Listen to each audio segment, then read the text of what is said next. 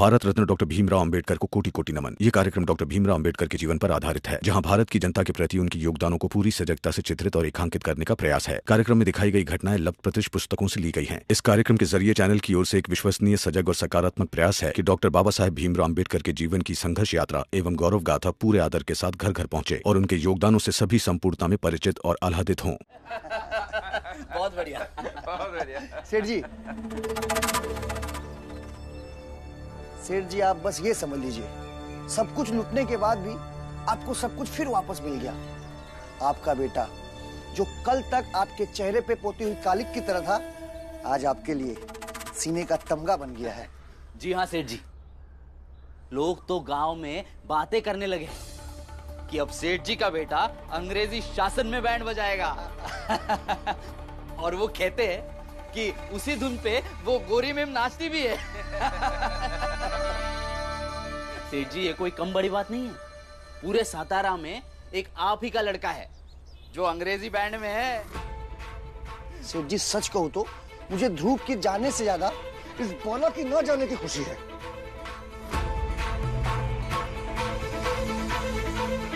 सही कहा मंगेश, लेकिन बाला ही नहीं, हम सबको मिलकर एक ऐसी व्यवस्था बनानी चाहिए जिससे उस छोटी जात का कोई भी बच्चा अपना काम करे और दूसरा काम करने की सोचे भी नहीं। बिल्कुल सही कह रहे हैं सेठ जी आप, ऐसा ही होना चाहिए।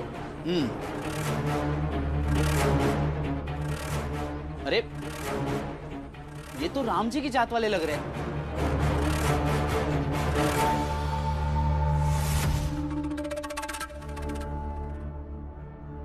ये लोग इतनी जल्दबाजी में कहां से आ रहे हैं? अरे ये लोग तो बंबई में रहते हैं, पूरे परिवार और सामान के साथ वापस क्यों आ रहे हैं? अरे उस जात के लोगों ने नाक में कम दम करके रखा है, एक और परिवार आ गया। रुक रुक, रुक। पीछे पीछे हट पहले। क्या हुआ, बंबई से वापस क्यों आ गए तुम लोग? जान बचा के भागे हैं। पूरे बंबई में प्लेग फैल गया है।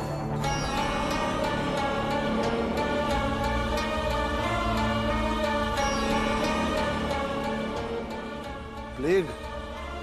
ये तो बहुत खतरनाक बीमारी है। जी हाँ, जहाँ हम काम करते थे वो भी बंद हो गया, और जहाँ हम रहते थे वहाँ कुछ लोगों को प्लेग हो गया, तो हम रात को भागे आए। तो यहाँ तुम्हारे बाप दादाओं की जागीर रखी है जो चले आए मुंह उठा के लेने के लिए? बाप दादा की जागीर तो नहीं मालिक, लेकिन खुद की जमीन तो है। कम से कम यहाँ रहेंगे, जिंदा तो रहेंगे। वहाँ रहते प्लेग हो जाता तो वहीं मर जाते।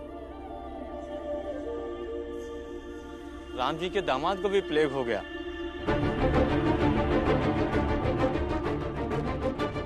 अब वो जैसे तैसे अपने घर तो पहुंच गए। हम सोच लिया है, बम्बई कभी नहीं जाएंगे। यहीं मजदूरी करेंगे या कुछ और कर लेंगे, लेकिन अपने गांव ही रहेंगे। चल चल ठीक है, निकल यहाँ से। यहीं रहेंगे, बहुत आए। सेठ जी ये तो बहुत अच्छी खबर है। उस राम जी सकपाल के दामाद को प्लेग हो गया है। चलिए सेठ जी बच्ची मिठाई खाते हैं। आइए आइए। एक और अच्छी बात है सेठ जी कि आपका बेटा ध्रुव भी अब उसी दुनिया में चला गया है।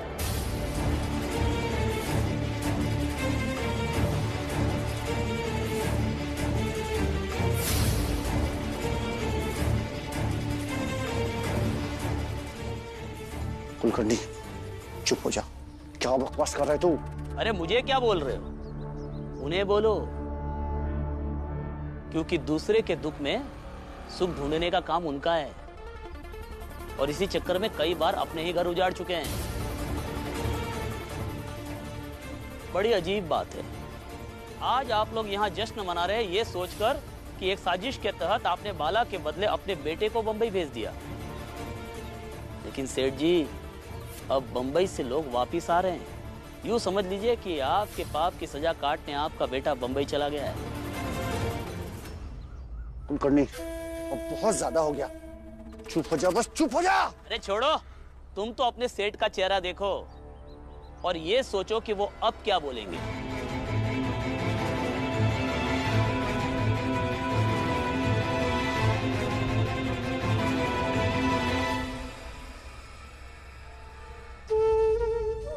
हाँ राम जी, सांसों के लिए संघर्ष कर रहे हैं लोग मुंबई में, और अब तो ये और भी जगह बहुत बुरी तरह बीमारी फैल रही है।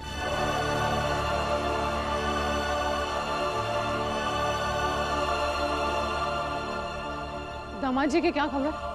अब आपके दामाद जी घर पहुंचकर कैसे हैं ये तो नहीं पता, लेकिन जब मुंबई में थे तो बीमारी की चपेट में आ गए थे।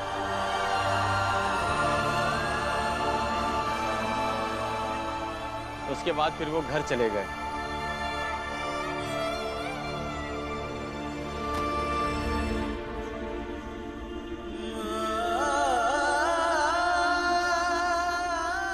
बस यही बताने के लिए आए थे आप लोगों को। अच्छा चलते हैं।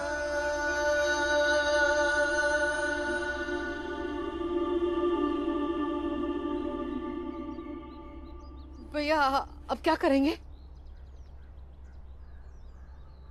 प्लेग? हाँ बाबा, ये प्लेग क्या होता है? बाबा, ये वही जानलेवा रोग है ना जो चूहों की वजह से फैलता है, और अगर फैल जाता है तो पूरा शहर का शहर उसके चपेट में आ जाता है।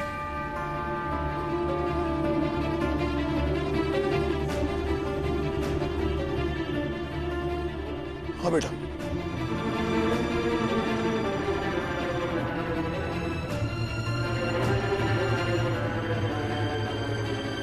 मंजुला बेटा अंदर जा, मेरा कोट और पगड़ी लेके आ।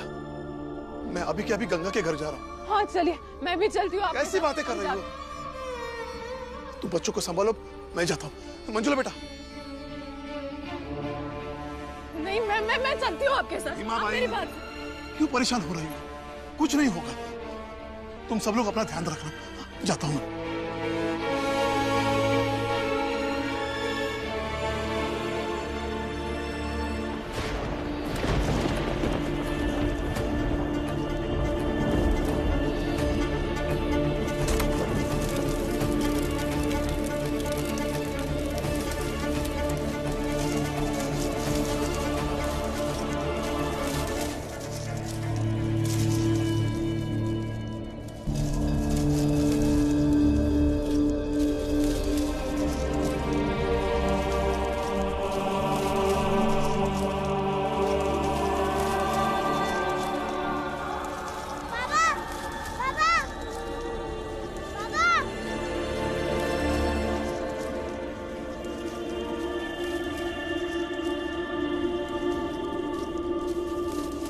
यहाँ क्या कर रहे हैं? बाबा, मैं भी चलूंगा आपके साथ।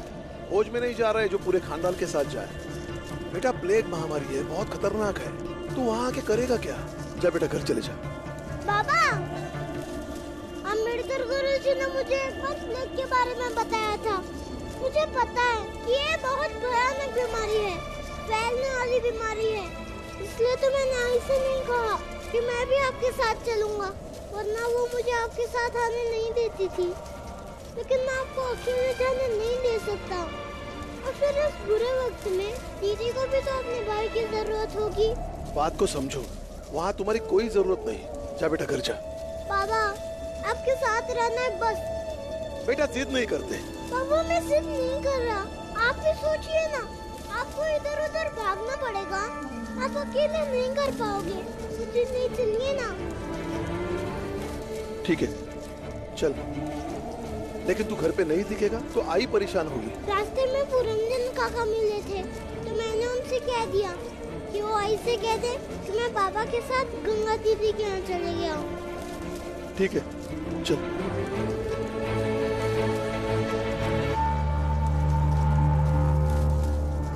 सही है, सही है।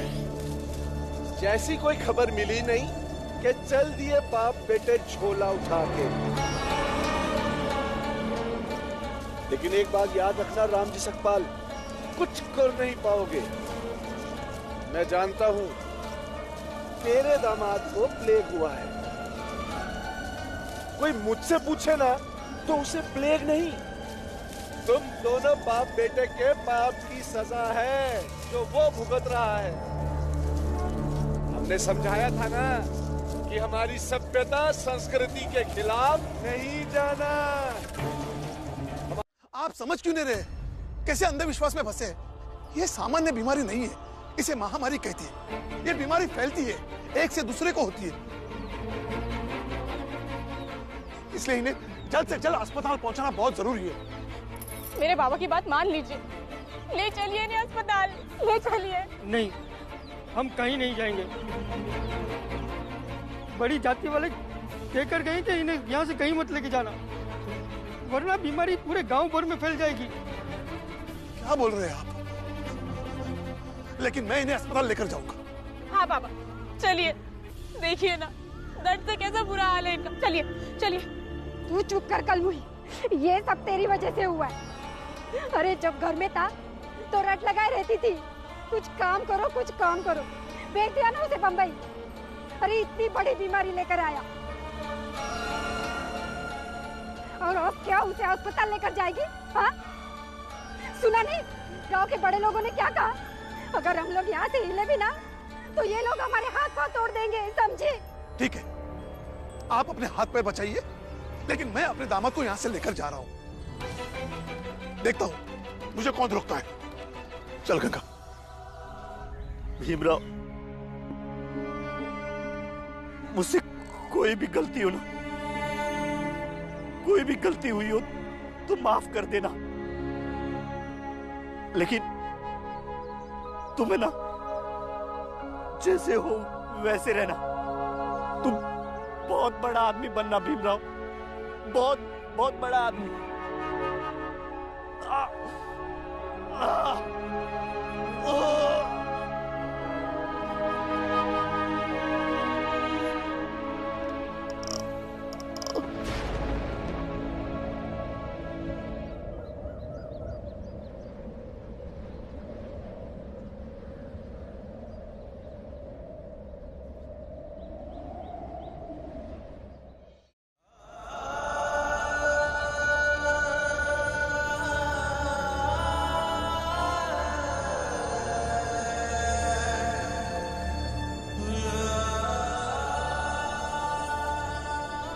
क्या हुआ बाबा? क्या हुआ? ये ऐसे अचानक शांत कैसे हो गए? अभी तो बोल रहे थे। हाँ क्या बाबा, क्या हुआ? छोड़िए ना, वो छोड़िए ना, देखिए ना अचानक से कैसे शांत हो गए। आप सो गए क्या? हाँ चलिए उठिए उठिए, मैं उठाती हूँ उनको, मैं उठाती हूँ। छोड़। तुम उनके पास मत जाओ, ये बीमारी तुम्हें भी हो सकती है। लेकिन बाबा उनको जगाना तो पड़ेगा ना। 2 दिन से तड़प रहे, दर्द के मारे उन्हें नींद नहीं आ रही है। अभी दर्द नहीं है इसीलिए सो रहे हैं बाबा, वो सो रहे हैं। मैं उठाऊंगी ना तो वो उठ जाएंगे, है ना? दीदी, अब कभी भी जीजा जी नहीं उठेंगे। ऐसे कैसे नहीं उठेंगे? मैं उठाती हूँ, तुम भी आवाज दो ना मेरे साथ भी। देखो तुम्हारी बात मानेंगे ना। उठाओ उठाओ उठाओ उठाओ। आप वैद्य जी के पास जाइए ना, पता नहीं कोई जड़ी बूटी दे देंगे, हमारा बेटा ठीक हो जाएगा। जाइए ना। अब ये वैद्य के बात में पड़े हैं, इसलिए ये सब कुछ हुआ। आपको इन्हें अस्पताल ले जाना चाहिए था। आपको किसी ने डरा धमका दिया तो बेटों को ऐसे चारपाई पर लेटा कर तड़पने के लिए छोड़ दिया।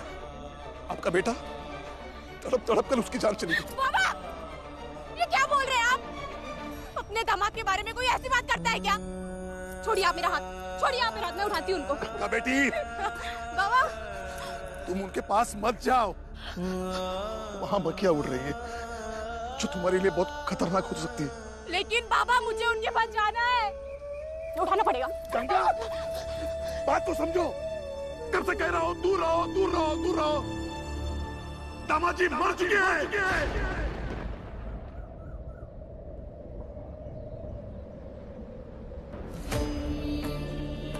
दामाद जी मर चुके, वो अब कभी नहीं उठेंगे और ना ही बोलेंगे। तुझे इस समय में उनके पास नहीं जाने दूंगा, क्योंकि उनकी मौत स्वाभाविक नहीं हुई है, बल्कि प्लेग से मरे।